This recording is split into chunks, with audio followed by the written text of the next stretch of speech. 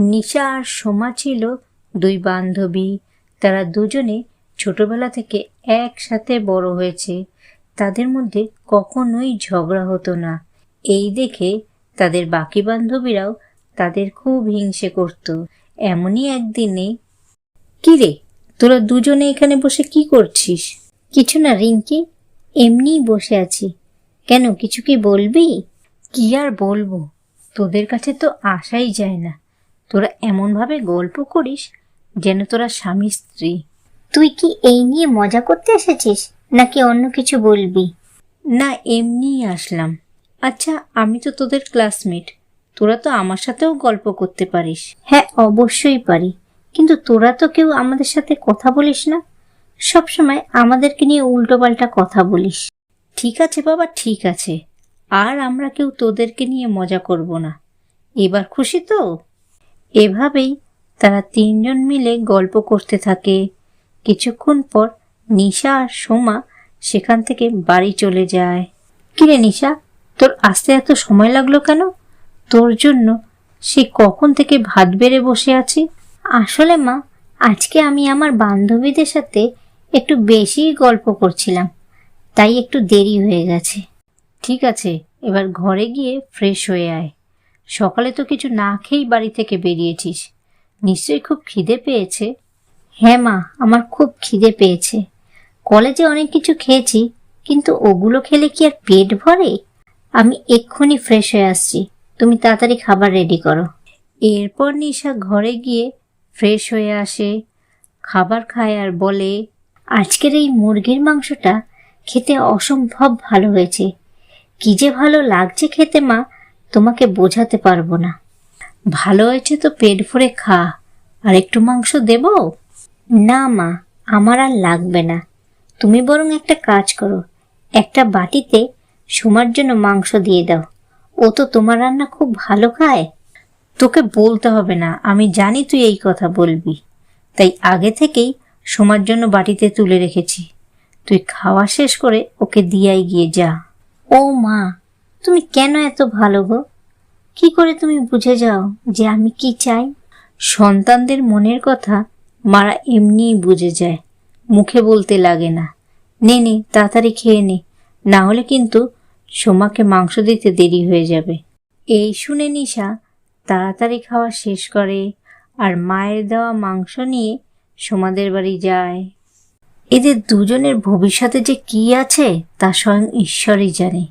এদের বিয়ে দিলেও মনে হয় একই বাড়িতেই বিয়ে দিতে হবে। পাগলি মেয়ে আমার। এই সোমা, কোথায় তুই? এদিকে আয়। কি হয়েছে রে, এভাবে ডাকছিস যে? তোর কি খাওয়া হয়ে গেছে? এই দেখ, মা তোর জন্য মাংস পাঠিয়ে দিয়েছে।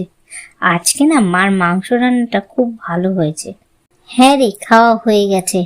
আমার খুব খিদে পেয়েছিল, তাই খেয়ে নিয়েছি।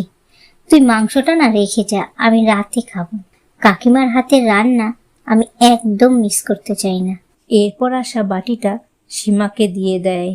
আচ্ছা শোন, কালকে না কলেজ থেকে ফেরার সময় একটু ঘুরতে যাব, বুঝলি? তাই বাড়ি ফিরতে একটু দেরি হতে পারে।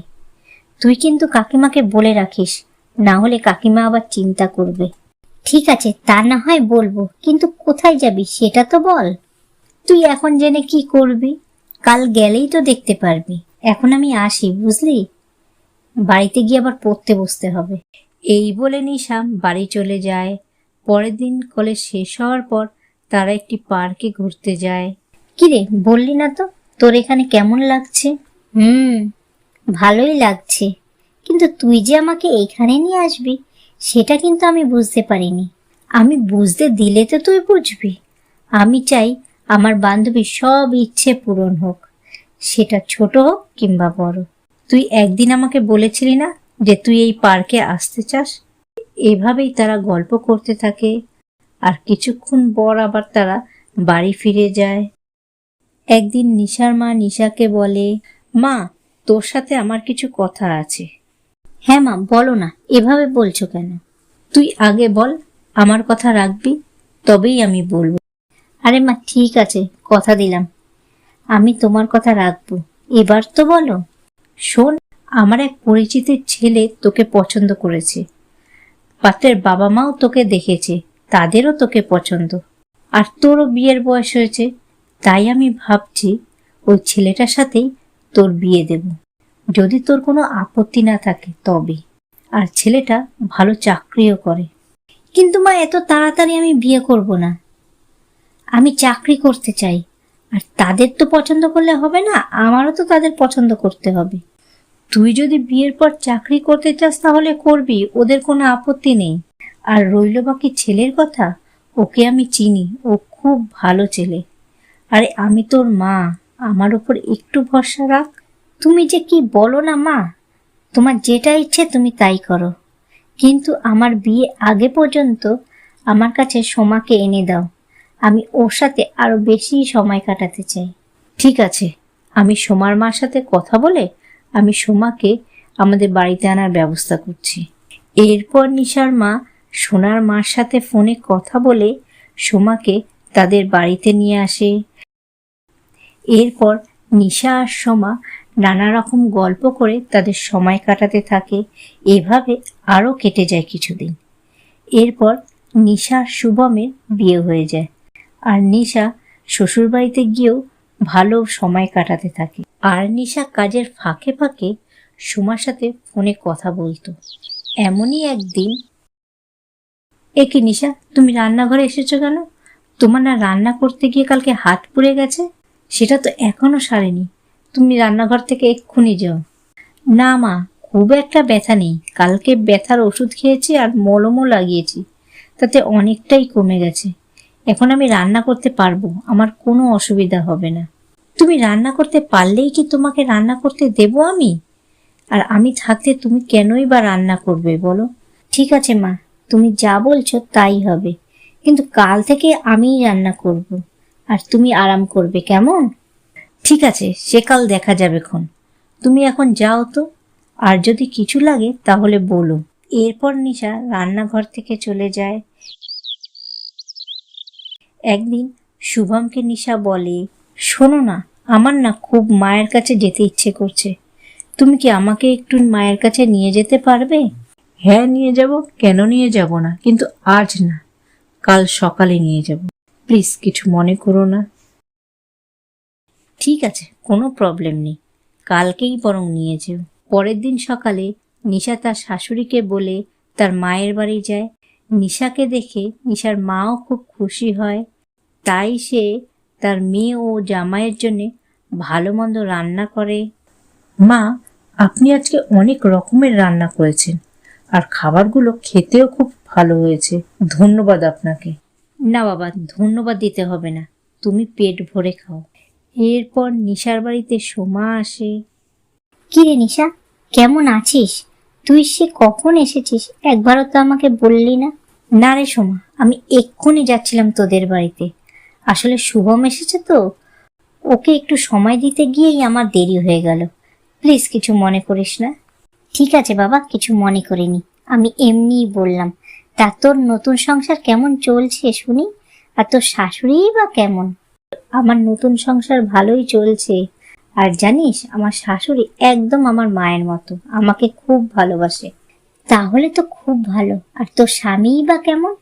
ফোনে তো অনেক শুনেছি, কিন্তু ফোনে শুনতে ভালো লাগে না, তুই সামনে বল। হ্যাঁ রে, ওর তো কোনো তুলনাই হয় না, আমি কিছু বলার আগেই ও বুঝে যায়। আবার দুদিন অন্তর অন্তর গিফটও দেয়, সে দামি হোক আর কম দামি হোক। ওর এই স্বভাবটা না আমার খুব ভালো লাগে। তুই তো তাহলে এখন খুব হ্যাপি। আমার কপালে যে কি আছে তা ভগবানই জানে। আগে যদি জানতাম তাহলে তোর বদলে আমি নিজেই রাহুলদাকে বিয়ে করতাম। তাই নাকি? আর একটাও চান্স আছে, আমার একটা দেওর আছে, ও চাকরি সূত্রে বিদেশে থাকে, কিছুদিন বাদে ও দেশে ফিরবে, তুই ওকে বিয়ে করতে পারিস। ওর স্বভাবটা নাকি একদম শুভমের মতো, আর আমি ওর সাথে ফোনে কথাও বলেছি, আর শাশুড়ির মুখেও শুনেছি যে দুই ভাইয়ের স্বভাব নাকি একদম এক। আরে তুই যে কি বলিস না, আমি জাস্ট ইয়ার্কি মারলাম। আর এভাবেই তারা কথা বলতে থাকে। আর কিছুক্ষণ পর সোমাও চলে যায়, এবং তার পরের দিন নিশাও তার শ্বশুর বাড়িতে ফিরে আসে। নিশা, আজকে আমাদের অনেক রকম রান্না করতে হবে, বুঝেছো? ঠিক আছে মা, তা না হয় করবো, কিন্তু কারণটা কি? কেউ কি আসবে? হ্যাঁ, আজকে রূপম ফিরবে বাড়ি, তাই একটু ওর পছন্দের রান্না করব। ও ঠিক আছে মা, তাহলে তো রূপমের ঘরটাও পরিষ্কার করতে হবে। এরপর নিশা ও তার শাশুড়ি মিলে রূপমের পছন্দের বিভিন্ন রকমের রান্না করতে থাকে। আর কয়েক ঘন্টা পর রূপমও বাড়ি ফিরে আসে। আয় বাবা আয়, এখানে বস। তোর আসতে কোনো কষ্ট হয়নি তো? না মা, কষ্ট কিসের? জীবনে কিছু করতে চাইলে একটু তো পরিশ্রম করতেই হবে। তা তোমরা সবাই কেমন আছো? হ্যাঁ বাবা, আমরাও সবাই ভালো আছি। তা তুই কেমন আছিস? এভাবেই তারা কথা বলতে থাকে। এরপর রূপম ঘরে চলে যায়। একদিন নিশা তার শাশুড়িকে বলে, মা, তুমি রূপমকে বিয়ে দেবে না? ও তো এবার অনেক দিনের ছুটি নিয়ে এসেছে। হ্যাঁ, বিয়ে তো দেব, কিন্তু সেরকম মেয়ে পাচ্ছি কোথায়? তোমার পছন্দের কি কেউ আছে? হ্যাঁ মা, একটা মেয়ে আছে, তবে আপনাদের পছন্দ হবে কিনা জানি না। ও কিন্তু খুব ভালো মেয়ে, আর আমারও অনেক দিনের পরিচিত। ঠিক আছে, তোমার যেহেতু পছন্দ, তাহলে আমি রূপমকে নিয়ে ওই মেয়েটাকে একদিন দেখে আসব। এরপর এই কথা নিশা সোমাকে জানায়। এই শুনে সোমাও খুব খুশি হয়, কারণ এই বিয়েটা হলে তারাও সারা জীবন একসাথে থাকতে পারবে। একদিন নিশার শাশুড়ি রূপমকে নিয়ে সোমাকে দেখতে যায়, আর তাদেরও সোমাকে খুব পছন্দ হয়ে যায়। তাই তারা অনেক ধুমধাম করে রূপম আর সোমার বিয়ে দিয়ে দেয়। বিয়ের পর নিশা আর সোমা সংসারে কাজও করে আর গল্পও করে। বিয়ের 1 মাস পর, কি গো মা, কোথায় তোমরা? তাড়াতাড়ি আসো এদিকে। কি রে রিনা, তুই আর এভাবে ডাকছিস কেন? তোর কি কিছু হয়েছে? শোনো, আমি আর ওই বাড়িতে ফিরে যাব না। ওরা কেউ ভালো না, ওরা খালি আমাকে দিয়ে কাজ করায়। ঠিক আছে, এখানে থাক তাহলে কিছুদিন, এরপর দেখা যাবে। এখন তুই ঘরে যা। এরপর রিনা ঘরে চলে যায়। আচ্ছা নিশা, এই রিনা মনে হয় অনেক রাগী, তাই না রে? হ্যাঁ রে, একটু রাগী, কিন্তু তুই চিন্তা করিস না, মা থাকতে আমাদের ভয় নেই। একদিন নিশা আর সোমা রান্না করতে যায়। এমন সময় সোমা বলে, শোন নিশা, আজকে শুধু আমিই রান্না করব, তুই আজকে কোনো রান্না করবি না। কেন রে? আজ আমরা দুজনে মিলে রান্না করি না? তাহলে খুব তাড়াতাড়ি রান্না হয়ে যাবে। না, অন্যদিন আমরা একসাথে রান্না করব, কিন্তু আজকে না, আজকে আমি একাই রান্না করব। ঠিক আছে, তোর যেটা ইচ্ছে সেটাই কর, আমি তাহলে অন্য কাজ করি।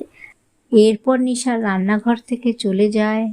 বেশ কিছুক্ষণ পর সোমার রান্না শেষ হয়ে গেলে সে ননদ আর শাশুড়িকে খেতে দেয়।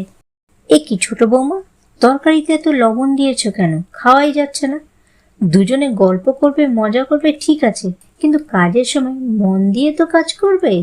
এখন তো এমনই হবে মা, দুই বান্ধবীকে বৌমা করে নিয়ে এসছো, এখন কত কি যে খেতে হবে তোমায়। আহ রিনা, এমন করে বলছিস কেন? একদিন ভুল হয়েছে বলে কি রোজই ভুল হবে নাকি? হ্যাঁ মা, আর কোনো দিনও হবে না। এরপর সোমার শাশুড়ি আর ননদ রিনা সেখান থেকে না খেয়েই চলে যায়। আচ্ছা নিশা, তোকে একটু তরকারিটা দেখতে বলেছিলাম, আর তুই এত লবণ দিয়ে দিলি। আমি রান্না করছিলাম বলে তোর এটা সহ্য হয়নি না রে? না রে সুমা, আমি এটা করিনি, তোর কসম বলছি, তুই এটা একটু বিশ্বাস কর প্লিজ। সোমা নিশাকে অনেক বোঝানোর চেষ্টা করে যে সে এটা করেনি, কিন্তু নিশা কোনো কথাই শুনতে চায় না। সে সেখান থেকে চলে যায়। এভাবেই কিছুদিন যাওয়ার পর, সোমা তুই কাপড় কাচ্ছিস? আমার এই কাপড়টা একটু ধুয়ে দিবি রে, আমি রান্না করছি তো তাই সময় পাচ্ছি না। ঠিক আছে, এখানে রেখে যা, আমি ধুয়ে দেব। এরপর নিশা সেখান থেকে চলে যায়। বিকেলবেলা নিশা ছাদে গিয়ে দেখে তার কাপড়টা নিচে পড়ে আছে। তাই দেখে সে খুব রেগে গিয়ে সোমার কাছে যায়। কি রে সোমা, তুই এটা করতে পারলি? আমি তোকে কতবার বলেছি যে আমি সেদিন তরকারিতে নুন দিইনি, কিন্তু তুই আমার কোনো কথাই শুনলি না। তাই প্রতিশোধ নেওয়ার জন্যে আমার কাপড়টা তুই ছাদের মধ্যে ফেলে রেখেছিস। ছি, তোর কাছ থেকে আমি এটা আশা করিনি রে। আরে আমি এটা কেন করব? আর আমি তোর উপর কোনো প্রতিশোধ নিইনি, যদি নিতাম তাহলে বুঝতিস। আমাকে এসব বাজে কথা বলিস না, নিজে করে আমাকে দোষ দিচ্ছিস। এভাবেই তারা দুজনে ঝগড়া করতে থাকে। এমন সময় সেখানে নিশার শাশুড়ি আর রিনা আসে। কি হয়েছে, তোমরা ঝগড়া করছো কেন? দেখো না মা, আমার কাপড়টা ওকে ধুতে দিয়েছিলাম আর ও কি করেছে, আমার কাপড়টাকে ছাদের মধ্যে ফেলে রেখে দিয়েছিল। না মা, আমি এটা করিনি। তোমরা ঝগড়া বন্ধ করো, তোমাদের মধ্যে কেউ এই কাজটা করেনি। তোমরা না ছোটবেলার বন্ধু, তোমাদের নিজেদের মধ্যে এইটুকু বিশ্বাস নেই? আচ্ছা মা, আমরা যদি এই কাজ না করে থাকি তাহলে করলোটা কি? কে আবার? এই যে আমার মেয়ে রিনা, নিজের সংসারে অশান্তি করে এসে এখন আমার সংসারে অশান্তি বাঁধাচ্ছে। আমি অনেকদিন আগেই বুঝেছিলাম, কিন্তু প্রমাণের অভাবে ধরতে পারিনি। আজ আমি নিজের চোখে দেখেছি যে ও নিশার কাপড় ছাদের মধ্যে ফেলে দিচ্ছে। মা, তুমি আমাকে ক্ষমা করে দাও, আর কোনোদিনও এরকম হবে না। চল এবার এখান থেকে, তুই আজই বাড়ি ফিরে যাবি, আর থাকবি না এখানে। এই বলে সোমার শাশুড়ি তার মেয়েকে নিয়ে চলে যায়। আর দুই বান্ধবীর মধ্যে সমস্ত ভুল বোঝাবুঝি শেষ হয়ে গিয়ে আবার তারা সুখে শান্তিতে ঘর করে।